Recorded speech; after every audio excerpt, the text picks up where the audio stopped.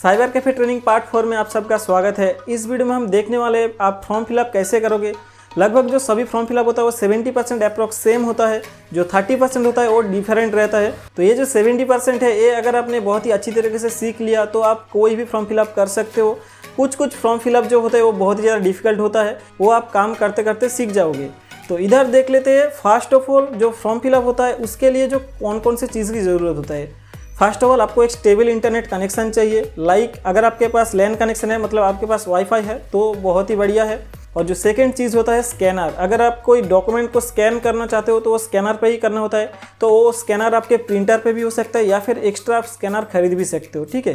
तो मेरे पास जो प्रिंटर है वो कैनन का प्रिंटर है। इस पर मैं स्कैन वगैरह करता हूँ डॉक्यूमेंट जो आता है। तो जो मैं डॉक्यूमेंट स्कैन करूंगा वो कैनन के इस प्रिंटर पे डॉक्यूमेंट स्कैन करके आपको दिखाऊंगा कि कैसे स्कैन होता है और वो डॉक्यूमेंट को कैसे आप अपलोड कर सकते हो। एक फॉर्म फिलअप आपको प्रैक्टिकल दिखाने से आप बहुत ही अच्छी तरीके से समझ पाओगे और मुझे भी बोलने में आसानी होगी।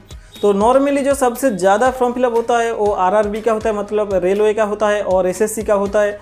तो आरआरबी का एक फॉर्म फिलअप करते हैं, उस पर क्या क्या जो चीज़ है वो देखते हैं और उससे आपको बहुत ही अच्छी तरीके से समझ में आ जाएगा। अभी ब्राउज़र पे आने के बाद आपको फॉर्म जो है वो सर्च करना है, कौन सा फॉर्म आप फिलअप करना चाहते हो। हमेशा उसका ऑफिशियल वेबसाइट पे जाना है। तो वो जो फॉर्म का लिंक है वो तो आपको कहीं पे भी सर्च करने से मिल जाएगा। तो मैं आरआरबी जो रेलवे का फॉर्म है वो मैं फिलअप करके आपको दिखाता हूँ, तो जिससे आपको सभी जो चीज़ है वो आपको समझ में आ जाएगा। तो रेलवे का इधर मैं वेबसाइट पे आ गया। इधर देखिए अप्लाई का ऑप्शन आ रहा है। तो क्रिएट न्यू अकाउंट है और ऑलरेडी हैव एन अकाउंट है। तो ऑलरेडी हैव एन अकाउंट मतलब सभी जगह पे ऐसा होता है कि साइन अप और लॉगिन होता है। तो लॉगिन जो होता है वो जो आपने फॉर्म फिलअप कर लिया उसका लॉगिन होता है। और अगर आप नया फॉर्म फिलअप करना चाहते हो किसी कैंडिडेट का, क्रिएट न्यू अकाउंट करना है या फिर साइन अप अगर आपका बटन आ रहा है तो साइन अप करना है, ठीक है। तो इधर देखिए क्रिएट न्यू अकाउंट पे आ रहा है। तो क्रिएट न्यू अकाउंट पे मैं आप इधर क्लिक कर दिया तो इधर हमारा फॉर्म खुल गया है। तो फर्स्ट जो मांग रहा है कंट्री ऑफ नेशनलिटी, आप कौन के देश के रहने वाले हैं। तो इधर आपको सिलेक्ट करना है। तो मैं इंडिया का रहने वाला हूँ तो इंडिया दे दिया। उसके बाद आपको टाइप करना है फुल नेम और वही इधर आपको फुल नेम री एंटर करना है, ठीक है। तो इधर में फुल नेम और इधर देखिए लिखा हुआ है full name as recorded in matriculation certificate, मतलब 10th क्लास के जो सर्टिफिकेट मार्कशीट पे जो नेम है वही आपको एंटर करना है। उसके बाद री एंटर, सिर्फ वही नाम को इधर आपको रीटाइप करना है। उसके बाद बोल रहा है कि have you changed your name, क्या आपने अपना नाम चेंज किया है कभी। तो इधर मैं नो करूँगा। उसके बाद आपको डेट ऑफ बर्थ चूज़ करना है। डेट ऑफ बर्थ इधर देखिए कैलेंडर का एक बॉटम आ रहा है। तो कैलेंडर पे इस पर क्लिक करने से इधर आप देखिए कैलेंडर खुल गया है। तो इधर साल के ऊपर अगर आप क्लिक करोगे तो इधर साल खुल जाएगा, कौन से साल पे आपका डेट ऑफ बर्थ है, ठीक है। तो इधर जाने से कैलेंडर पीछे आ जाएगा। तो इधर मैं कर देता हूँ 1999, ऐसा मैं कर देता हूँ। और मंथ अगर आपको सिलेक्ट करना है तो इधर मंथ भी सिलेक्ट कर सकते हैं। तो मैं इधर जनवरी कर देता हूँ, जो भी है। और इधर आपको डेट सिलेक्ट करना होगा, तो 1 तारीख को मैं कर देता हूँ, ठीक है। तो आपका डेट ऑफ बर्थ इधर आ गया। उसी डेट ऑफ बर्थ को इधर आपको रीटाइप करना है। लेकिन इधर देखिए कैलेंडर नहीं आ रहा है। तो कैलेंडर नहीं है तो इसका मतलब आपको टाइप करना है। तो उधर आपको जैसा लिखा है वैसे ही इधर आपको टाइप करना है 0101 एंड 1999, ठीक है। तो इधर आप रीटाइप कर दिए डेट ऑफ बर्थ। उसके बाद देखिए जेंडर आपको सिलेक्ट करना है, मेल, फीमेल और ट्रांसजेंडर। तो मेल इधर मैं कर देता हूँ और री सिलेक्ट पे भी मेल कर देता हूँ। उसके बाद फादर नेम सिलेक्ट करना है, आपका पिता का नाम इधर आपको रीटाइप करना है। उसके बाद मदर नेम आपको एंटर करना है। उसके बाद देखिए आधार नंबर एंटर करना है कैंडिडेट का। तो इधर मैं आधार नंबर एंटर कर देता हूँ। तो इधर मैं वेरीफाई यूजिंग आधार पे क्लिक करूँगा। देखिए ये जो चीज़ है आधार पे जो डिटेल्स है और आपने जो अभी फिल किया है वो क्या सब कुछ सेम है। तो अगर सेम है तो इधर आपको टिक करना है। उसके बाद इधर आपको एक्सेप्ट करना है। उसके बाद वेरीफाई करना है, ठीक है। तो इधर देखिए हमारा जो आधार है वो वेरीफाइड हो गया है। अभी नेक्स्ट स्टेप पे आता है ईमेल एड्रेस और मोबाइल नंबर। तो ईमेल एड्रेस इधर आपको एंटर करना है। उसके बाद ईमेल पे एक ओटीपी आएगा, वो ओटीपी आपको इधर डालना है। और मोबाइल नंबर पे भी सेम है। मोबाइल नंबर देने के बाद जनरेट ओटीपी पे क्लिक करना है। उसके बाद ओटीपी डालना है। तो इधर मैं ईमेल एड्रेस दे देता हूँ और मोबाइल नंबर दे देता हूँ। तो इधर आपको ईमेल आईडी और मोबाइल नंबर वेरीफाइड होने के बाद आपको पासवर्ड क्रिएट करना है। पासवर्ड आपको कैसे देना है, इधर आपको सब कुछ मिक्स करके देना है। तो पासवर्ड में सभी का मतलब सेम टाइप रखता हूँ।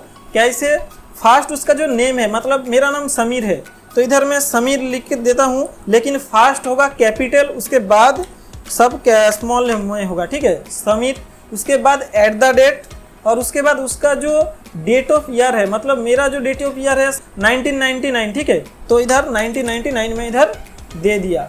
तो ऐसे करके अगर आप डेट ऑफ बर्थ दोगे तो कोई भी कस्टमर अगर आता है उसका पासवर्ड भूल गया है वो, तो आप वैसे इसका जो पासवर्ड है आप रिकवर कर सकते हो, क्योंकि वो आपके इधर फॉर्म फिलअप किया है तो वो सेम टाइप आप पासवर्ड देते हो तो आपको याद रहेगा कि ऐसा ही पासवर्ड होगा शायद।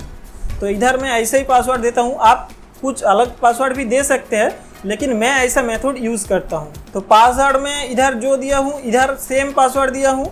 उसके बाद आपको एक कैप्चा फिल करना है, उसके बाद आपको प्रीव्यू एंड क्रिएट अकाउंट पे क्लिक करना है। तो इधर देखिए आपका सब कुछ प्रीव्यू आ गया है, क्या क्या आपने फिलअप किया है। अगर आपको इधर दिख रहा है कि सब कुछ ठीक ठाक है, उसके बाद आपको ये चेक करना है और उसके बाद क्रिएट अकाउंट पे क्लिक कर देना है, ठीक है।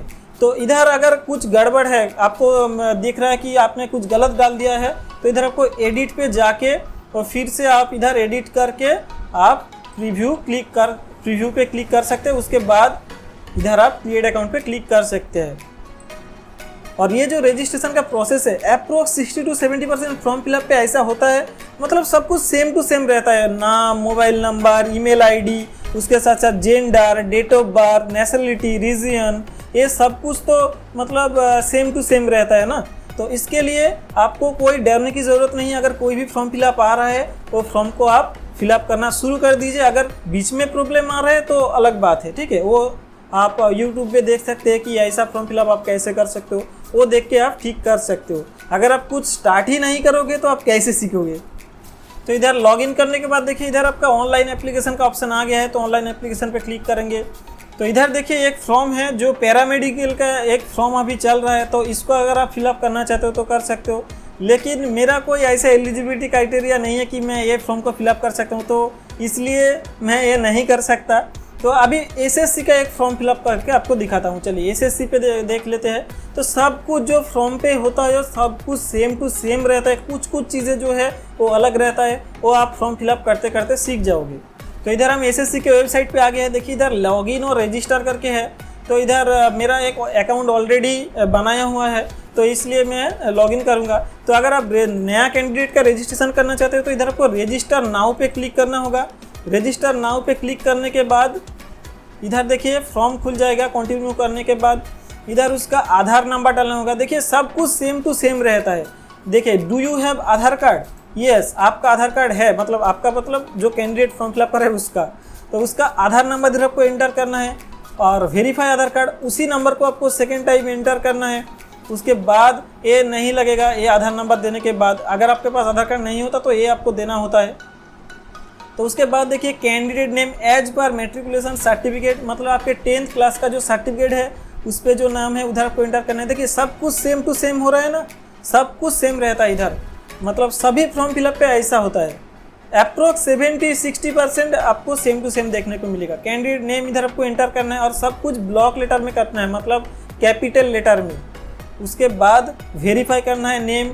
उसके बाद हैव यू चेंज नेम, देखिए उधर भी था इधर भी है, नो। उसके बाद आपको जेंडर सिलेक्ट करना है, जेंडर क्या है, मेल फीमेल ट्रांसजेंडर, वो आपको सिलेक्ट करना है। उसके बाद उसको वेरीफाई करना है सेम टू सेम। उसके बाद डेट ऑफ बर्थ, इधर देखिए कैलेंडर है, सेम टू सेम उधर आपको कैलेंडर पे जो दिख रहा था, तो इधर क्लिक करेंगे तो आपका जो साल है वो पहले आपको सिलेक्ट करना है। तो इधर आपको अगर साल नहीं दिख रहा है तो इधर बैक कीजिए और इधर आपको इधर मैं 1999 सिलेक्ट करूँगा। उसके बाद आपको मंथ सिलेक्ट करना है कि कौन से मंथ का है, तो इधर मैं मान के चलता हूँ जुलाई। उसके बाद इधर आपको डेट सिलेक्ट करना है, तो 1 तारीख को मैं सिलेक्ट कर देता हूँ। सेम टू सेम इधर आपको फिलअप करना है। और इसमें देखिए कैलेंडर है तो इधर आपको कैलेंडर पे ही चूज़ करना है फिर से, तो इधर सेम टू सेम आपको फिलअप करना होगा। तो साल 1999 जुलाई और 1 तारीख का, ठीक है। तो इधर देखिए सब कुछ सेम टू सेम हो रहा है। उसके बाद फादर्स नेम आपको एंटर करना है, वेरीफाई करना है, दूसरे बार आपको एंटर करना है, मदर नेम एंटर करना है। 10th एजुकेशन बोर्ड, मतलब आपका जो एजुकेशन बोर्ड है 10th क्लास का वो क्या है, इधर आपको सिलेक्ट करना है। इधर थोड़ा अलग दिया हुआ है, सभी जगह पे ये सब लगता है, एकदम मैंडेटरी चीज़ें हैं ये सब। तो इधर मेरा वेस्ट बंगाल का बोर्ड है 10th का, तो इधर मैं बोर्ड सिलेक्ट कर लूँगा, West Bengal board of secondary education जो मेरा है। उसके बाद उसको वेरीफाई करना है, री एंटर करना है। उसके बाद आपको रोल नंबर, ये जो रोल नंबर है इधर देखिए क्या लिखा है, roll number could be same as mentioned in matriculation certificate मतलब 10th क्लास का सर्टिफिकेट पे जो रोल नंबर है उधर आपको एंटर करना है। और रोल नंबर पे एक चीज़ होता है कि रोल और नंबर अलग अलग दिया हुआ रहता है। मतलब अगर मैं मान के चलता हूँ आपका रोल है 1111, उसके बाद ये रोल है, उसके बाद आपका नंबर है अगर 8888, ठीक है, आपका नंबर है, तो रोल नंबर एक साथ बोला है तो आप कैसे करोगे, तो इधर को सिंपली उसको एक एक एक ऐसे लिख देना है, उसके बाद जो नंबर है उसको साथ एक साथ लिख देना है। कोई इधर आपको हाइफन नहीं देना है, कोई स्पेस नहीं देना है, सब कुछ जो रोल नंबर है उसके बाद ही नंबर को डाल देना है, ठीक है। ऐसे आप इसको लिखोगे तो उसके बाद आपको रोल नंबर ऐसे एंटर कर देना है। और उसके बाद देखिए year of passing, year of passing किसका बोल रहा है, तो 10th का फिलअप कर रहे थे तो 10th का ही ईयर ऑफ पासिंग आपको देना होगा। उसके बाद highest level of education qualification, मतलब आपका जो कितने तक मैक्सिमम आप कितने तक पढ़े हो, तो इधर देखिए ऑप्शन आ रहा है highest 10th 12th diploma graduation post graduation PhD, वो सब इधर आपको देना होगा। अगर आपका मतलब मान के चलिए डिप्लोमा की है तो डिप्लोमा देना होगा, डिप्लोमा के ऊपर ग्रेजुएशन आता है, ग्रेजुएशन के ऊपर पोस्ट ग्रेजुएशन आता है, उसके बाद PhD आता है, वो आपको हाईएस्ट क्वालिफिकेशन देना होता है, ठीक है। उसके बाद देखिए कैंडिडेट मोबाइल नंबर, उसका मोबाइल नंबर आपको डालना है। तो ये तो रजिस्ट्रेशन प्रोसेस हो गया। उसके बाद लॉगिन करके दिखाता हूँ। तो इधर देखिए मैं लॉगिन कर लिया, रजिस्ट्रेशन तो मेरा पहले हो ही गया था। उसके बाद देखिए इधर आपको कैटेगरी सेट करना है। तो इधर कैटेगरी बहुत सारा है। यूआर मतलब अनरिजर्व्ड, मतलब जो जनरल कैटेगरी होता है उसको यूआर कहते हैं, अनरिजर्व्ड कैटेगरी होता है। तो सब लगभग मतलब बहुत सारे लोग अनरिजर्व्ड ही रहता है, तो नॉर्मल जनरल कैटेगरी तो अनरिजर्व्ड इधर है। OBC, ST, SC और EWS। SC ST OBC तो आपको पता होगा, लेकिन EWS क्या है, EWS होता है कि इकोनॉमिकली वीक सर्टिफिकेट। तो EWS अगर किसी का है तो उसका एक सर्टिफिकेट होता है, उसके पास अगर सर्टिफिकेट नहीं है तो EWS आप मत कीजिए, क्योंकि EWS सर्टिफिकेट आपको अपलोड करना भी होता है। तो EWS सर्टिफिकेट बहुत सारे लोगों के पास नहीं होता है, तो आप जो कैंडिडेट होता है उसको पूछ लेना कि EWS है या नहीं। उसके बाद देखिए नेशनलिटी, इधर सिटीजन ऑफ इंडिया है, मतलब इंडिया का सिटीजन है, तो इधर आप सिटीजन ऑफ इंडिया करेंगे। उसके बाद विजिबल आइडेंटिफिकेशन मार्क्स, मतलब आपके मतलब शरीर में कोई आइडेंटिफिकेशन मार्क है जिसको देख के आपको पहचाना जा सकता है कि ये बंदा तो यही है, ठीक है। तो आइडेंटिफिकेशन मार्क आपके शरीर पे कोई भी हो सकता है, कोई काट मार्क हो सकता है, कोई मोल हो सकता है, मतलब जो उसको क्या कहते हैं मुझे नहीं पता है, उसको मोल कहता है, और ब्लैक स्पॉट जो होता है, और उसके साथ साथ कोई अगर बाथ स्पॉट भी है तो वो भी चलेगा। कोई भी चीज़ अगर आपके शरीर पे है तो उसको आप आइडेंटिफिकेशन मार्क के हिसाब से दे सकते हो, ठीक है। पैर पे एक काट का निशान है, वही मैं दे देता हूँ कि एक काट मार्क ऑन राइट लेग, ठीक है। तो ये मैं दे देता हूँ। उसके बाद का जो पॉइंट है, are you person with benchmark disability, मतलब क्या आप हैंडीकैप है या फिर आपका मतलब शरीर पे कोई पोर्शन है जो काम अच्छे से नहीं कर रहे हैं, उसके लिए आपके पास सर्टिफिकेट है हैंडीकैप का, आप हैंडीकैप के कैटेगरी में आ रहे हैं, तो वो अगर आपके पास है सर्टिफिकेट तो इधर आप येस करना है। और टाइप ऑफ डिसेबिलिटी क्या है ये इधर मैं उतना ज़्यादा नहीं जानता, वो जो कैंडिडेट के पास जो सर्टिफिकेट होता है उस पर लिखा हुआ रहता है कि कौन से कैटेगरी के अंदर आता है ये डिसेबिलिटी। उसके बाद कितना % का डिसेबिलिटी है वो भी देना होता है। और डिसेबिलिटी सर्टिफिकेट नंबर, तो इधर उधर जो सर्टिफिकेट नंबर है वो आपको फिल करना है। उसके बाद परमानेंट एड्रेस इधर आपको टाइप करना है, और एड्रेस टाइप करने के बाद इधर आपको सेव एंड नेक्स्ट पे क्लिक कर देना है, ठीक है। तो यही कुछ चीज़ें हैं जो आपको फॉर्म फिलअप में लगभग 70% पे देखने को मिलेगा, और मतलब उतना ज़्यादा कुछ नहीं है। SSC का अगर आप एक फॉर्म फिलअप करना सीख जाएंगे तो आपने 50% सीख लिया, क्योंकि SSC का जो फॉर्म फिलअप होता है इतना ज़्यादा बड़ा होता है और इतना कुछ लगता है, तो इसी पे आपका जो 50% होगा वो हो जाएगा सीखना। उसके बाद अगर आप फॉर्म फिलअप 2-3 और करोगे तो आपको अच्छे से सब कुछ समझ में आ जाएगा। तो ये तो सब तो आप कर लोगे, लेकिन उसके बाद जो मेन जो पॉइंट होता है सबसे ज़्यादा टाइम कंज्यूमिंग है, वो है डॉक्यूमेंट अपलोड। डॉक्यूमेंट अपलोड के टाइम बहुत ही ज़्यादा प्रॉब्लम होता है। क्यों? क्योंकि आप सिर्फ एक डॉक्यूमेंट स्कैन करके अपलोड नहीं कर सकते, उसको बहुत कुछ करना होता है। कई जगह पे लिखा हुआ रहता है फ़ोटो चाहिए, लेकिन वो पासपोर्ट साइज़ होना चाहिए, और कई जगह पे पोस्ट कार्ड साइज़ चाहिए, कई जगह पे 2.5 × 3.5 साइज़ चाहिए। तो ये जो साइज़ है वो आपको पता होना ज़रूरी है, पासपोर्ट साइज जो ओरिजिनल साइज होता है 3.5 इंटू 4.5 सेंटीमीटर। उसके बाद जो पोस्ट कार्ड साइज होता है वो है 4 इंच इंटू 6 इंच, ठीक है।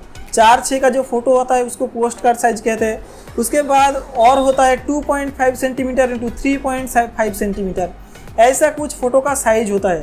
वो साइज तो हो जाएगा, वो आप फोटोशॉप में कर लोगे, लेकिन उसके बाद होता है फाइल साइज। मतलब कितने केबी पे आपको देना होता है एक फ़ोटो। कई जगह पे फ़ोटो 20 केबी के अंदर रहना होता है, 50 केबी के अंदर रहना होता है, 100 केबी के अंदर रहना होता है। तो ये आप कैसे करोगे? अगर आप एक फ़ोटो को स्कैन करोगे तो इधर आपको दिखा देता हूँ मैं। तो इधर मैं कुछ फ़ोटो को स्कैन किया था, तो इधर देखिए ये जो फ़ोटो है, ये फ़ोटो 597 केबी, इधर देखिए लिखा हुआ है 597 केबी पे ये है। तो ये फ़ोटो को आपको लेके आना है 50 केबी के अंदर, या फिर 20 केबी के अंदर, या फिर 100 केबी के अंदर, जो साइज बोला हुआ रहेगा। तो उसके अंदर आप कैसे लाओगे? इसके लिए भी एक काम है, वो आपको करना होगा। उसके बाद देखिए सिग्नेचर अगर आप करोगे तो सिग्नेचर भी देखिए 42 केबी का है। तो वो अगर आप 10 केबी के अंदर लेना चाहते हो या फिर 20 केबी के अंदर, वो आप कैसे करोगे, ये सब कुछ दिखाऊंगा। उसके बाद डॉक्यूमेंट्स देखिए, डॉक्यूमेंट्स होता है 2 MB 2.5 MB ऐसा होता है, उसको लेना होगा आपको 100 केबी के अंदर, ठीक है। तो ऐसे होता है। और ये जो चीज़ें हैं फ़ोटो और सिग्नेचर, ये आपको हमेशा अपलोड करना होता है JPG स्टाइल में। देखिए ये नॉर्मल जो फ़ोटो होता है इसको JPG कहते हैं। तो इधर देखिए इसका अगर प्रॉपर्टीज़ पे जाऊंगा तो ये JPG फॉर्मेट पे है। उसके बाद जो ये डॉक्यूमेंट्स होता है, जो मार्कशीट वगैरह होता है या फिर जो अलग सा डॉक्यूमेंट्स वगैरह होता है, वो आपको कई जगह पे फ़ोटो पे भी रहना होता है, मतलब JPG में, और कई जगह पे तो PDF पे चाहिए होता है। तो PDF पे अगर आपको करना है तो उसके लिए भी एक साइट है, वो मैं दिखाऊंगा पहले। तो पहले आपको दिखा देता हूँ कि अगर आपके पास कैनन का प्रिंटर है तो कैनन के प्रिंटर पे जो स्कैनिंग होता है वो कैसे होता है। बहुत ही स्मूथ तरीके से कैनन पे सिग्नेचर वगैरह स्कैन हो जाता है। वो कैसे होगा चलिए दिखा देता हूँ आपको। तो इधर मैं स्कैनर पे एक सिग्नेचर दे दिया हूँ, उसको मैं स्कैन करूँगा और उसको अपलोड भी करूँगा। तो इधर जो कैनन का जो स्कैनिंग जो यूटिलिटी है ये इधर आ गया है। तो सिग्नेचर और फोटो स्कैन करने के लिए आपको स्कैन गियर पे जाना होता है। कैनन के प्रिंटर के लिए स्पेशली, एप्सन के प्रिंटर पे अलग होगा, ठीक है। तो स्कैन गियर पे अगर मैं जाऊंगा तो उसके बाद मैं प्रीव्यू करूंगा। प्रीव्यू पे जाने के बाद देखिए वो जो चीज़ें हैं जो मैं डॉक्यूमेंट दिया हूँ स्कैनर पे, वो आ जाएगा इधर। इधर देखिए वो जो सिग्नेचर है वो इधर है, तो इसको मैं सिलेक्ट कर लूँगा ऐसे। देखिए इधर इतना सारा मेरा सिग्नेचर का पोर्शन है, तो इधर मैं सिलेक्ट कर लिया। उसके बाद आपको करना है सिग्नेचर को हमेशा जो अगर आप कैनन पे इस पे स्कैन कर रहे हो तो सिग्नेचर को हमेशा ब्लैक एंड वाइट पे स्कैन करना है। उसके बाद आपको जो रेजुलेशन है, जो DPI सिलेक्ट करना है, इसको आपको हमेशा 200 पे रखना है अगर आप फोटो या फिर सिग्नेचर स्कैन कर रहे हो तो सिग्नेचर हो गया।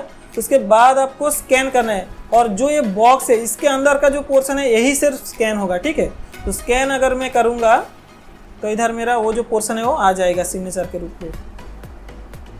तो ये देखिए वो जो सिग्नेचर है वो आ गया है।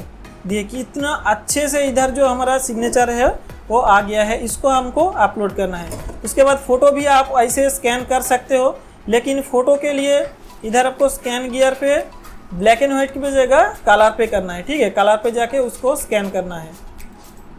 तो ये तो हो गया हमारा फ़ोटो और सिग्नेचर स्कैन। और डॉक्यूमेंट अगर आपको स्कैन करना है, कोई भी डॉक्यूमेंट है, वो मार्कशीट वगैरह है, अगर आपको फ़ोटो पे वो आउटपुट चाहिए, मतलब इमेज पे JPG पे, तो इधर आपको फ़ोटो पे सिलेक्ट करना होता है। लेकिन इसका कुछ सेटिंग भी करना होता है। सेटिंग पे जाके इधर मैं फ़ोटो स्कैन पे जाके इधर A4 साइज़ में सिलेक्ट किया हूँ।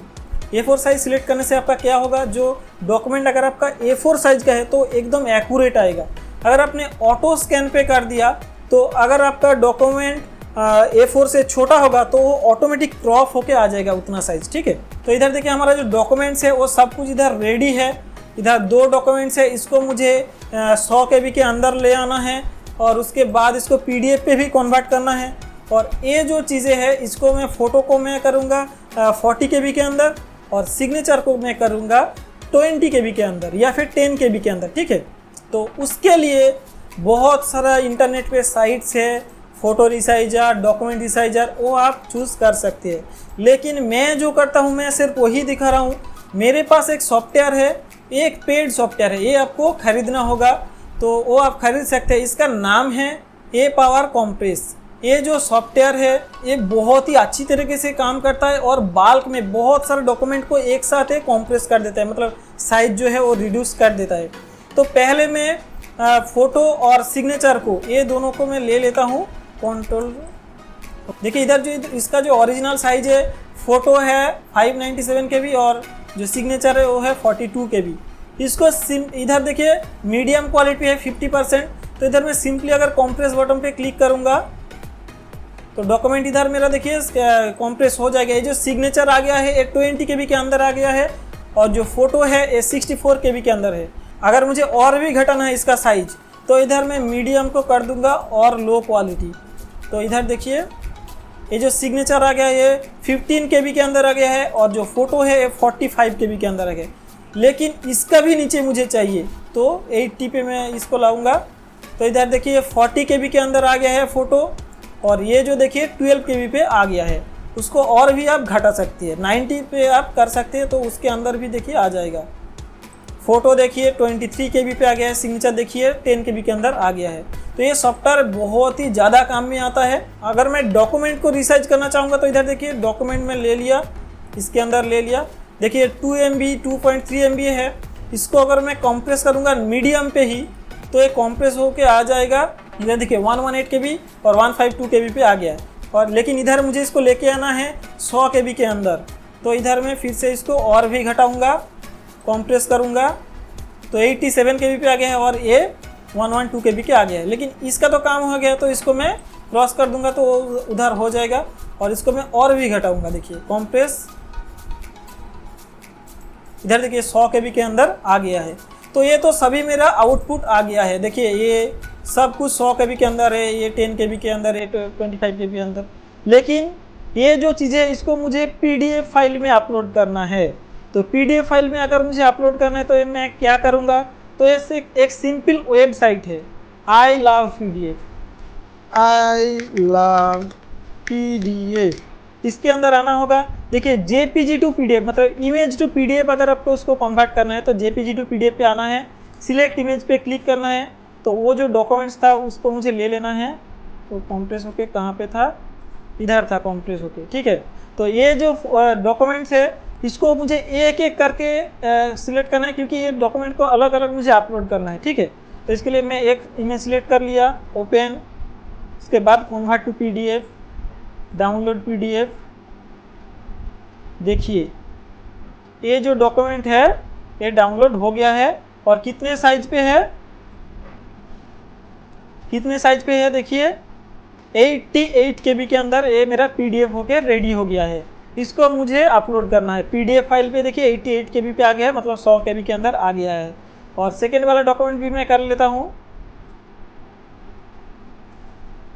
इधर देखिए कन्वर्ट पे जाऊँगा तो कन्वर्ट हो जाएगा। तो इधर देखिए ये भी डॉक्यूमेंट 89 KB पे आ गया है, 100 KB के अंदर दोनों ही है और JPG टू PDF भी मेरा हो गया है। तो सिंपली मैं ये डॉक्यूमेंट्स को अभी अपलोड कर सकता हूँ JPG और PDF फॉर्मेट में। तो ये बहुत ही ज़्यादा मतलब सिंपल हो जाएगा। अगर आप 10-15 फॉर्म फिलअप करोगे तो बहुत ही ज़्यादा सिंपल हो जाएगा, ठीक है।